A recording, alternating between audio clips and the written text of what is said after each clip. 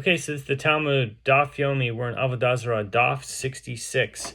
I'm a little behind, so I'll catch up a little bit here, but these are kind of short. So, with regard to old wine for libation that fell onto grapes, all agree that the grapes are forbidden only in a case where the wine imparts flavor to them. With regard to new wine used for libation, that is, wine that had just been squeezed and has not yet fermented, that fell onto grapes.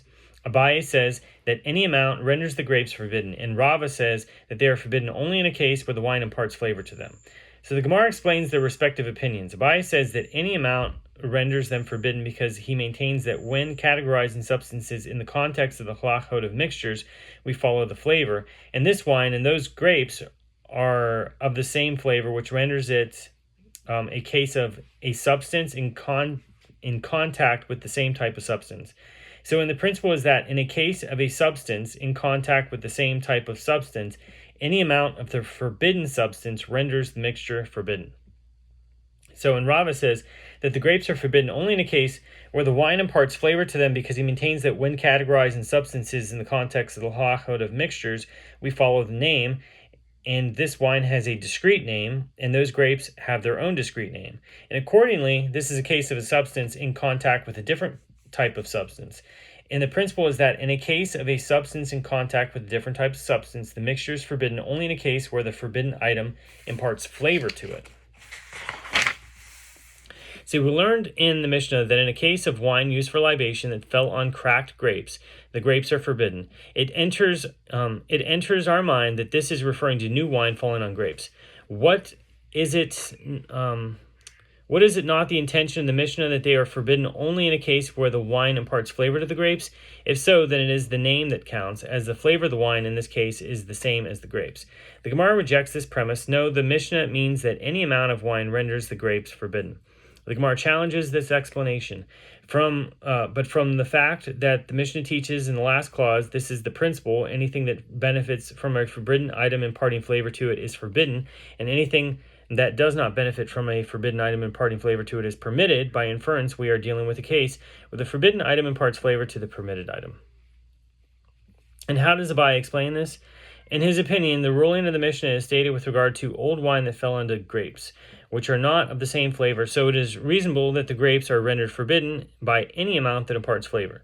So this dispute between Abaye and Rava applies to another case as well. With regard to the case of wine vinegar and malt vinegar that became mixed together, one is permitted and the other is forbidden. And also the case of leaven of wheat flour and leaven of barley flour that became mixed together, and one is permitted and the other is forbidden. So Abaye says the forbidden substance renders the mixture forbidden in a case where it imparts flavor to the mixture, because we follow the flavor, and this flavor is discrete, and that flavor is discrete, and therefore it becomes a mixture of a type of food mixed with food not of its own type. And a type of food mixed with food not of its own type is forbidden in a case where the forbidden food imparts flavor to the mixture. Okay, and Rava says any amount of the forbidden substance renders the mixture forbidden in accordance with his opinion that we follow the name, and this is called vinegar, and that is called vinegar, and this is called leaven, and that is called leaven, and therefore it becomes a mixture of a type of food mixed with food of its own type, and in any case of a type of food mixed with food of its own type, any amount of forbidden substance renders the mixture forbidden. Abaye says, from where do I say that we follow the flavor? As it is taught in Braita, forbidden spices that are known by 2 or 3 different names, but are of the same species or of 3 different species, are forbidden and combined together to render a dish forbidden. And Chizkiah says the reason the 3 species combined to render the dish forbidden is that here we are dealing with types of sweet spices.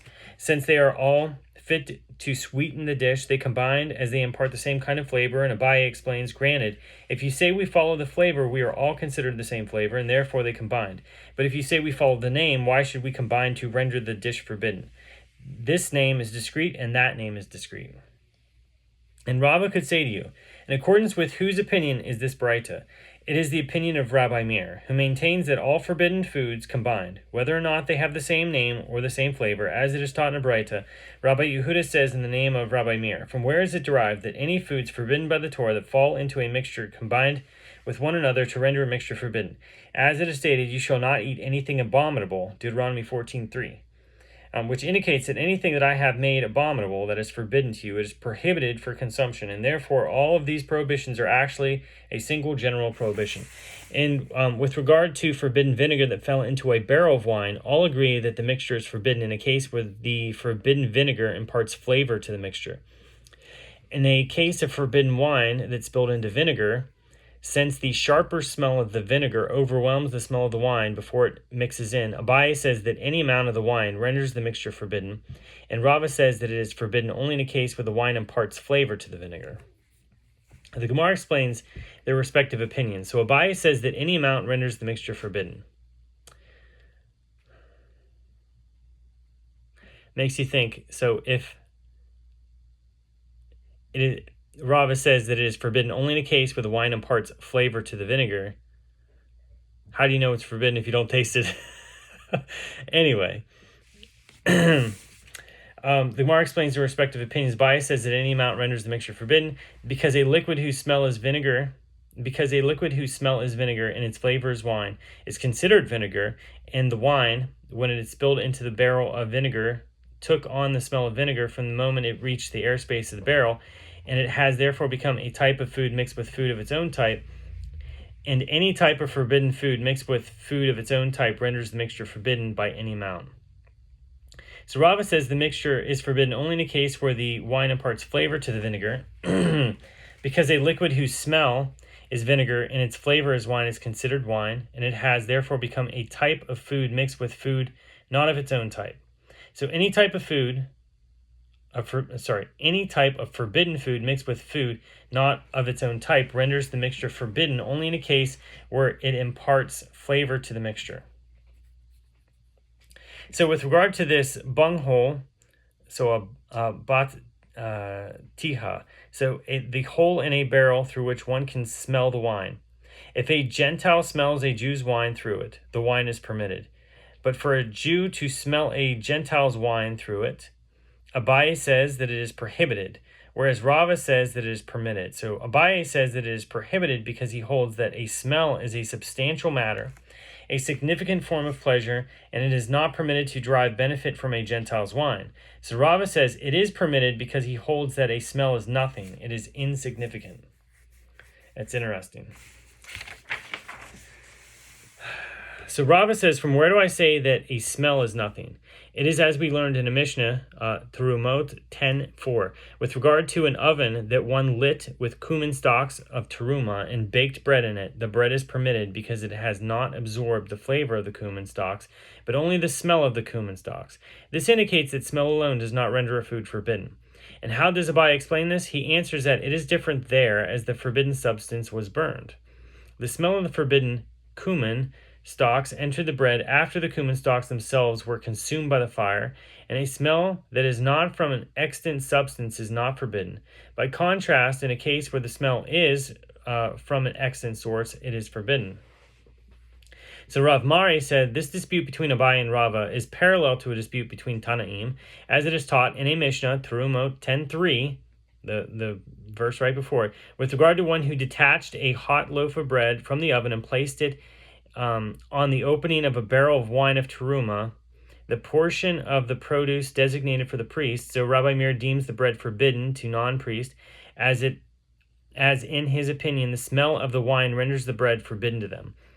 And Rabbi Yehuda deems it permitted. So Rabbi Yoshi deems it permitted in a case where wheat bread, but deems it forbidden in a case of barley bread, because the barley draws out the fumes of the wine.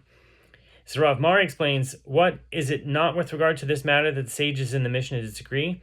The one sage, Rabbi Meir, holds that a smell is a substantial matter, and one sage, Rabbi Yehuda, holds that smell is nothing. The Gemara remarks, according to the opinion of Rava, the dispute between him and Abaye is certainly parallel to a dispute between Tanaim, as we must concede that Rabbi Meir holds that a smell is a substantial matter. But according to the opinion of Abaye, shall we say that it is parallel to a dispute between Tanaim? So the Gemara answers, Abaye could say to you that Rabbi Yehuda also holds that a smell is a substantial matter. Wasn't it stated with regard to that Mishnah that Rabbi Bar Chana says that Reish Lakish says, in the case of a hot loaf of bread in an open barrel, everyone agrees that it is forbidden. That is the end of Daf 66.